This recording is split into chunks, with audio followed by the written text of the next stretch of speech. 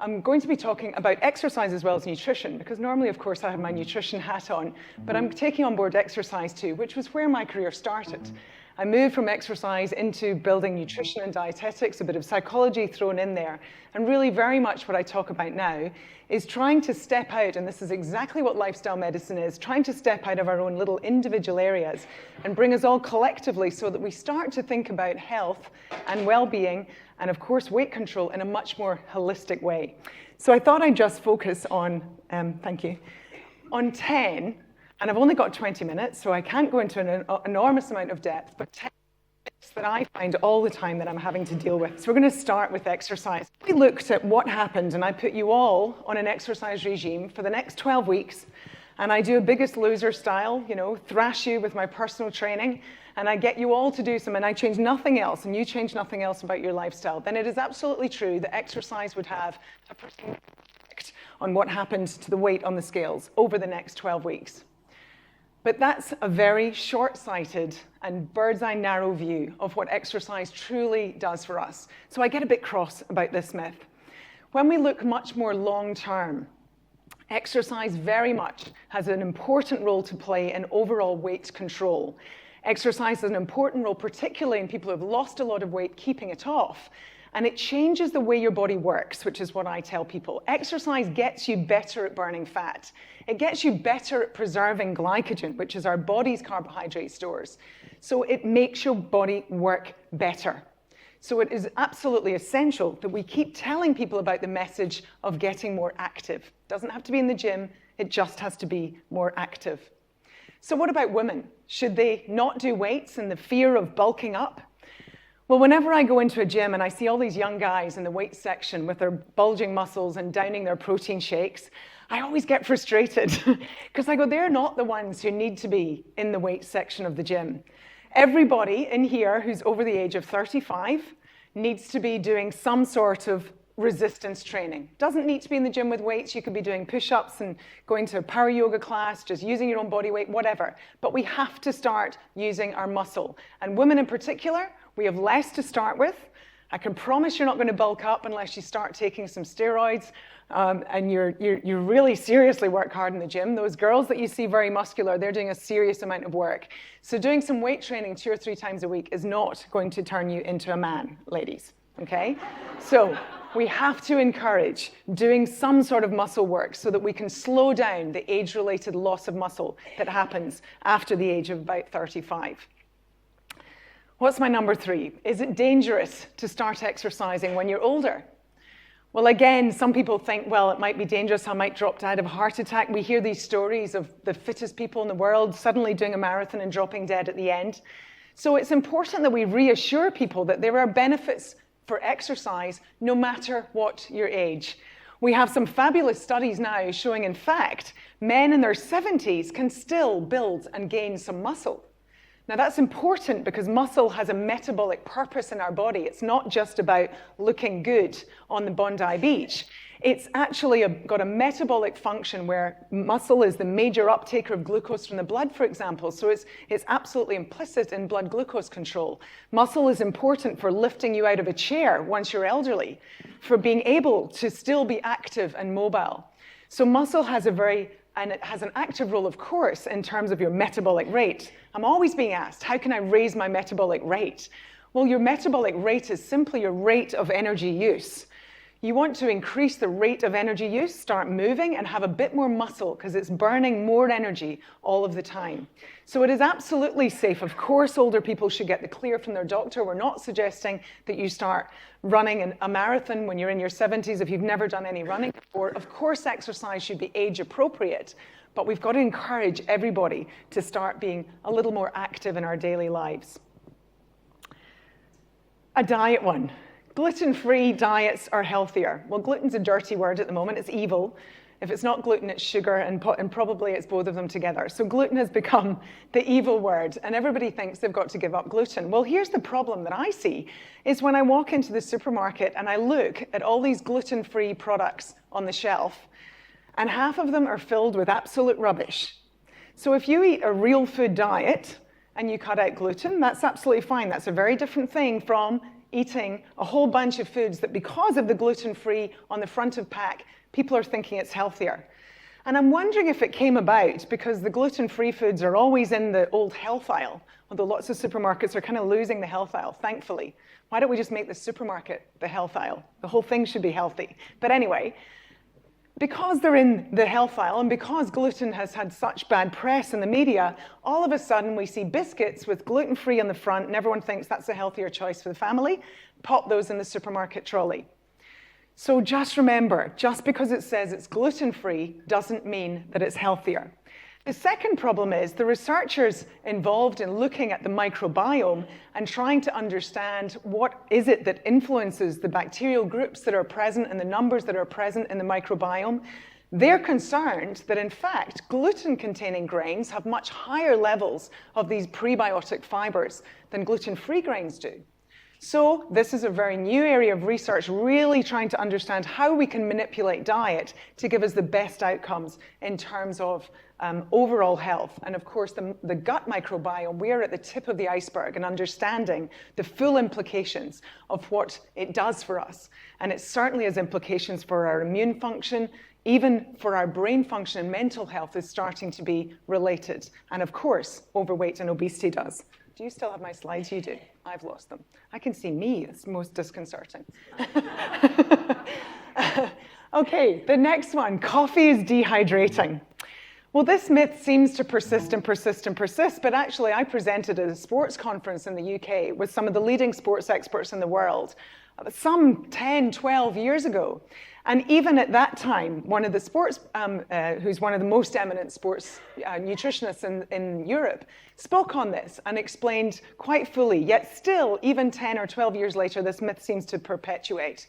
So were you to go and drink a few shots of espresso, then undoubtedly that would be dehydrating. So caffeine does have a diuretic effect. But when you drink a cup of coffee, here in Australia, normally it's served with milk, or at least it's a long black, it's got water in there. You drink it as a flat white or as one of these mammoth cups of coffee. Have you noticed how much bigger they've got? Yep, my local coffee shop, what used to be a regular, is now about this size. You are getting a net fluid gain, okay? So there's no doubt about it, thank you. You're getting a net fluid gain. So coffee, you do not need to drink a massive glass of water every time you have a coffee. The same goes for tea. So we know that it's not dehydrating. Okay, here's one, a little bit controversial. Who had a glass of wine or a champagne or something out there before they came in? Yes, nice. Okay, you'll like this one. Alcohol makes you fat. Well, actually, this is a very, very much more complicated area. And of course, no one really wants to talk about this one because no health professional wants to start telling people that there's a complicated relationship between alcohol. It's much easier, and everyone wants to be able to just say, yes, alcohol makes you fat, so it's another reason not to drink too much. Well, in fact, what the research shows is people who are light to moderate drinkers, their drinking is not at all related to their waist circumference, so it doesn't lead to a beer belly, and it's certainly not related to BMI. In heavy drinkers, it's slightly more complicated. In heavy drinkers who also eat, then yes, there is a relationship between their alcohol intake, but not, of course, in alcoholics, but that may well be they're not eating and drinking instead. But there's some complex biochemistry behind the way that we metabolize alcohol. Those of you who have studied biochemistry, if you can think back to that, when you're a regular drinker, in fact, you ramp up different biochemical pathways so that you get better at metabolizing alcohol, and that also means you get less energy out of it. But we also have to use the energy from alcohol straight away. So one of the biggest problems about alcohol is what goes on around the drinking. So if you've got people who drink 10 pints of beer in the pub and they walk home and they have a kebab and a big pizza on the way home, that's a problem because then the fat, particularly from the food that they're eating on the way home, immediately will be stored because they're having to burn off that alcohol energy straight away. So, and then what also happens is you sleep badly. So alcohol affects your sleep patterns. You're dusty the next day, so you skip your exercise.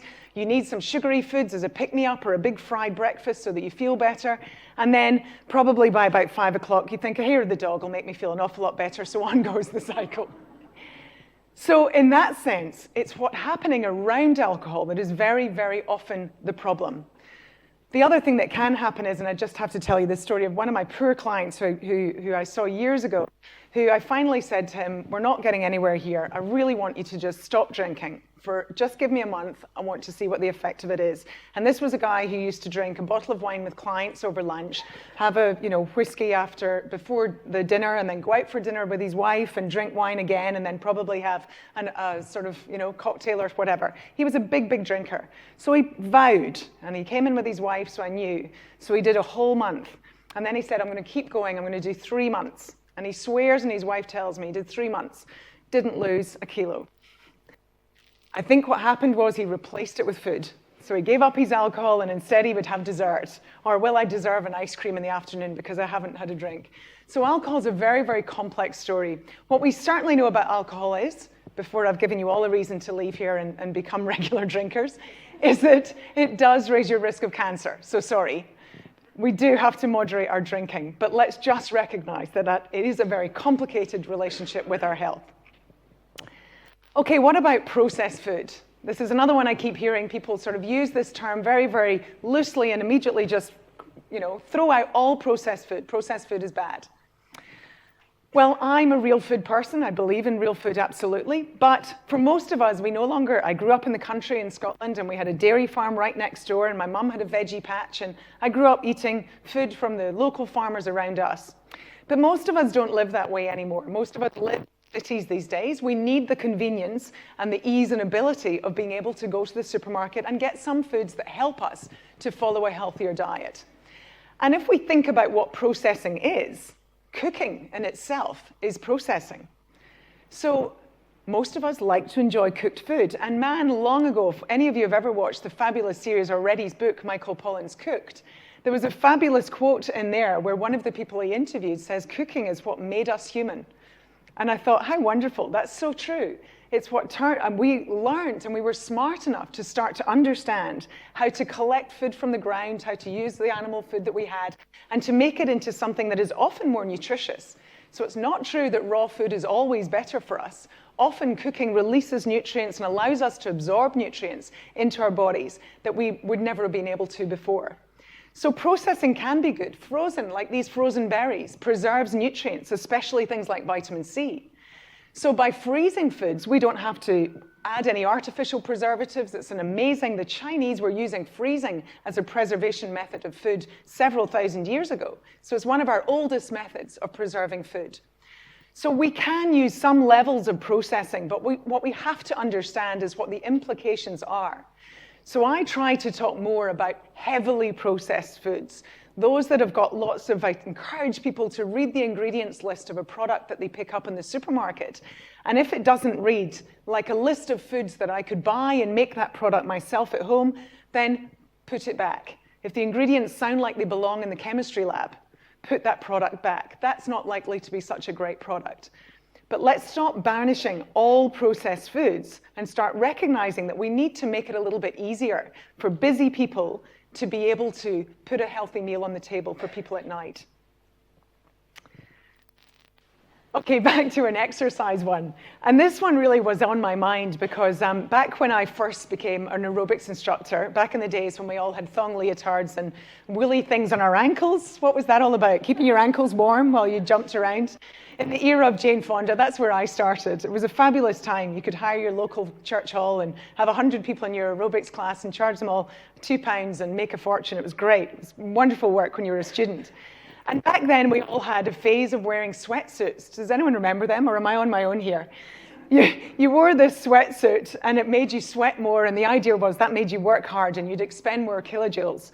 And of course, we quickly learned that that wasn't such a smart idea, that wasn't great. But it seems to be back, because now we have super hot rooms to go and do our yoga in, and everybody goes in there and sweats absolute buckets. And I keep hearing people telling me, oh, but it's great, you work out so much because you're sweating so much. Sweat is related to how hot you are. So sweating is our method for cooling ourselves down. So when we exercise, we get hot, and we have to get rid of some of that heat. We do it by sweating. If you've got a dog, they do it by panting. So your dog is not panting because they're out of breath. They're panting because they're getting rid of heat. We do it by sweating. Some of us are better at it than others.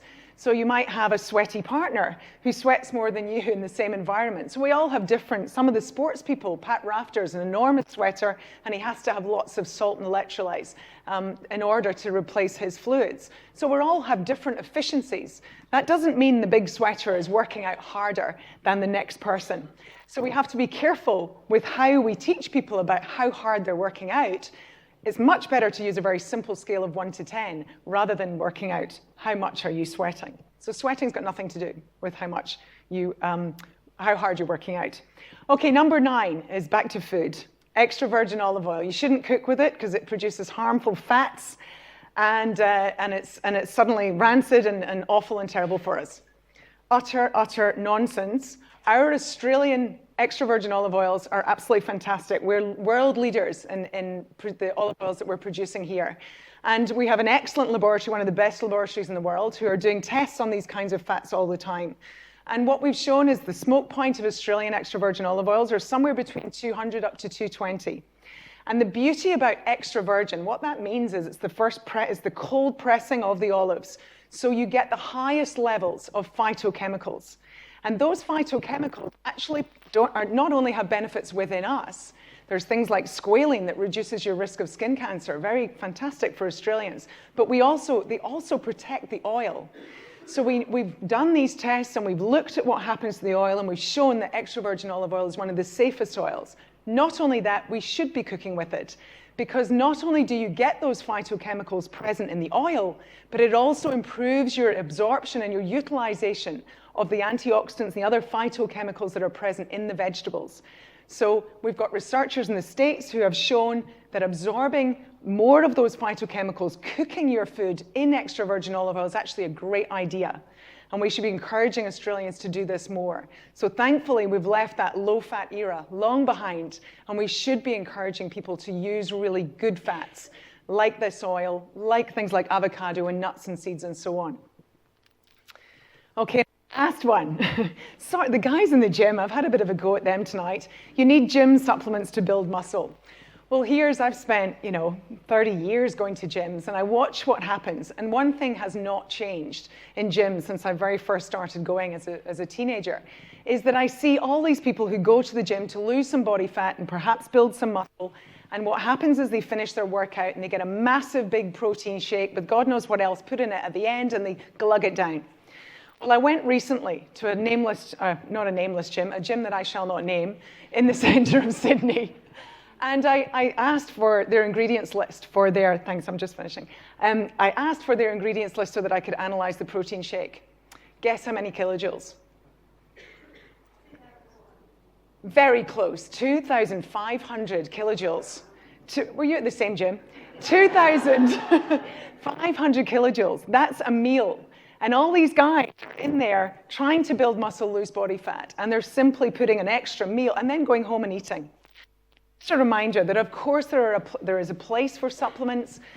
They do have a role, but actually, for most of us who are exercising for good health, exercising for a change in body composition, we don't need anything terribly fancy. We just need to clean up our act and eat some real food. You can go home and eat some protein. It doesn't need to be in a fancy shake. Thank you very much. Please do connect with me. I like to hear from you.